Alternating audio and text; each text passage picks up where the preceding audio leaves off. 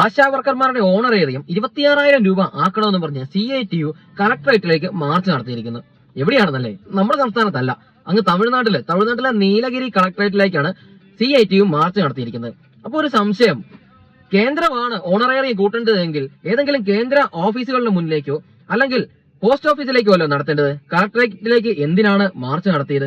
ആശാ വർക്കർമാർക്ക് ശമ്പളം വർദ്ധിപ്പിക്കേണ്ടത് കേന്ദ്ര ഗവൺമെന്റ് ആണ്. അപ്പോൾ ഇവർക്ക് ഒരിടത്ത് ഒരു നിലപാട്, അടുത്തടുത്ത് മറ്റൊരു നിലപാട്, അങ്ങനെ ഓരോ സംസ്ഥാനം മാറുന്നതനുസരിച്ച് നിലപാടുകൾ ഇങ്ങനെ മാറിക്കൊണ്ടിരിക്കും. ഇവരിവിടെ നിരന്തരം പറഞ്ഞുകൊണ്ടിരിക്കുന്നത് കേന്ദ്രമാണ് ഓണറേറിയം കൂട്ടണ്ടേ എന്നാണ് പറയുന്നത്. പക്ഷെങ്കിൽ അതേസമയം നമ്മുടെ തൊട്ട് അയൽ സംസ്ഥാനമായ തമിഴ്നാട്ടിൽ സംസ്ഥാനത്തിനെതിരെയാണ് അവിടുത്തെ CITU സമരം ചെയ്തിരിക്കുന്നത്. അതും 26,000 രൂപ. കേരളത്തിൽ ചോദിച്ച എത്രയാണ്? 5,000 രൂപ കുറവ്, 21,000 രൂപ ആക്കണം എന്നും പറഞ്ഞുകൊണ്ടാണ് ആശമാര് കേരളത്തിൽ സമരം ചെയ്യുന്നത്. ആ സമയത്താണ് തമിഴ്നാട്ടിൽ 26,000 രൂപയ്ക്ക് വേണ്ടിയിട്ട് CITUവിന്റെ നേതൃത്വത്തിൽ സമരം നടക്കുന്നത്.